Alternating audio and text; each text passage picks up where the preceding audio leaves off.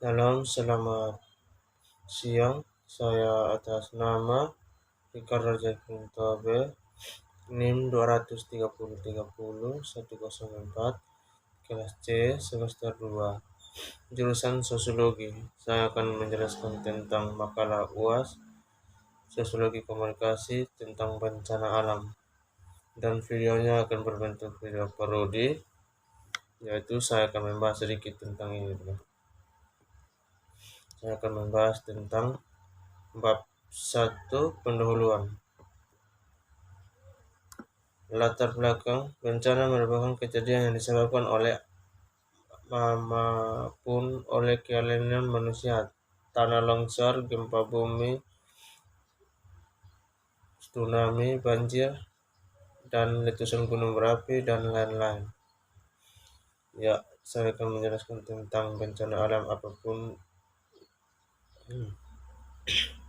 Gelombang pasang, bencana yang disebabkan oleh alam. Sementara itu, aksi teori konflik, kecelakaan industri, kecelakaan transportasi, dan kebakaran hutan merupakan bencana akibat kelainan manusia. Bencana yang disebabkan oleh alam dan kelainan manusia sama-sama menimbulkan kerugian terhadap lingkungan dan perekonomian. Bencana alam apapun bentuknya memang tidak diinginkan. Sayangnya, kejadian pun terus saja adalah berbagai usaha tidak jarang dianggap maksimal, tetapi kenyataan sering tidak tereladakan. Masih untung bagi kita yang menemukan Tuhan sehingga telah kehendaknya bisa dimengerti. Meski itu berarti derita banyak masalah yang berkaitan dengan bencana alam. Kehilangan dan kerusakan termasuk yang paling serius harus dialami bersama datangnya bencana. Dan di sini adalah pembahasan yang kedua, yaitu definisi bencana alam. Bencana alam adalah konsekuensi dari kombinasi aktivitas alam suatu pariwisata fisik seperti letusan gunung atau gempa bumi, tanah longsor, dan aktivitas manusia. Bencana alam juga dapat diartikan sebagai bencana yang diakibatkan oleh gejala alam. Sebenarnya, gejala alam merupakan gejala yang sangat alami dan bisa terjadi pada umum, namun hanya ketika gejala alam tersebut melanda manusia, nyawa, dan segala produk budidaya, kepemilikan, dan harta benda, kita harus dapat menyebutkan sebagai bencana. Kerugian yang dihasilkan pada kemampuan untuk mencegah atau menghindari bencana dan daya tahan mereka. Pemahaman ini berhubungan dengan pernyataan bencana muncul bila ancaman bahaya tentang atau bertemu dengan ketidakberdayaan. Dengan demikian, aktivitas alam yang berbahaya tidak akan menjadi bencana alam di daerah masing-masing tanpa ketidakberdayaan manusia. Misalnya, gempa bumi di wilayah tak dipengaruhi oleh konsekuensinya. Pemakaian istilah alam juga ditantang karena peristiwa tersebut.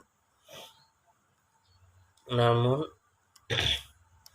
demikian, pada daerah yang memiliki tidak bahaya tinggi serta memiliki kewarataan yang juga tinggi tidak akan memberi dampak yang hebat atau luas. Jika manusia yang berada di sana memiliki ketahanan terhadap bencana, konsep ketahanan dan bencana merupakan valuasi kemampuan sistem dan instruktur mendeteksi dan mencegah dan menangani tantangan serius yang hadir. Dengan demikian, meskipun daerah tersebut rawan bencana dengan jumlah penduduk yang besar, jika diimbangi dengan ketahanan terhadap bencana yang cukup dahsyat. Klasifikasi bencana alam.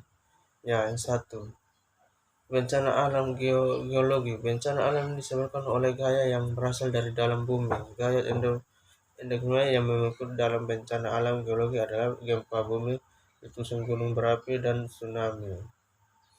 Ya, kita akan menuju yang kedua lagi, yaitu bencana alam klimatologis. Bencana alam klimatologi merupakan bencana alam yang disebabkan oleh faktor angin dan hujan. Contohnya bencana alam klimatologi adalah banjir, badai, badai, banjir bandang, dan angin puting beliung, kekeringan dan kebakaran alam hutan bukan oleh manusia.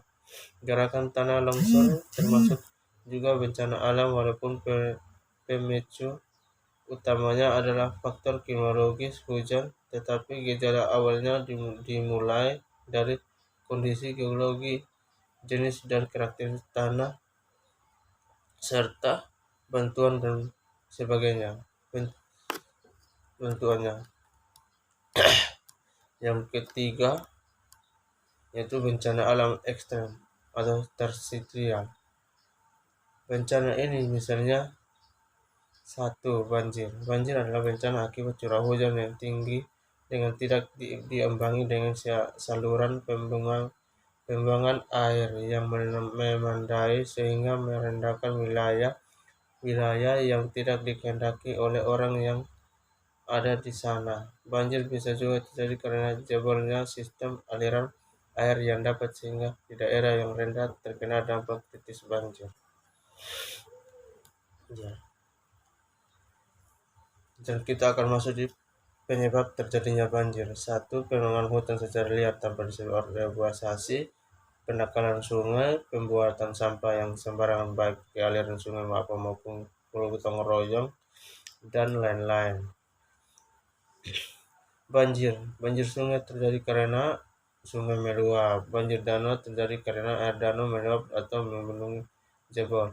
Banjir lautan pasang surut terjadi antara laut akibat adanya badai dan gempa bumi. Mungkin dari sini saja yang saya bisa mereview bukunya yang UAS mata kuliah sosiologi komunikasi tentang bencana alam. Mungkin hanya ini saja. Terima kasih. Shalom.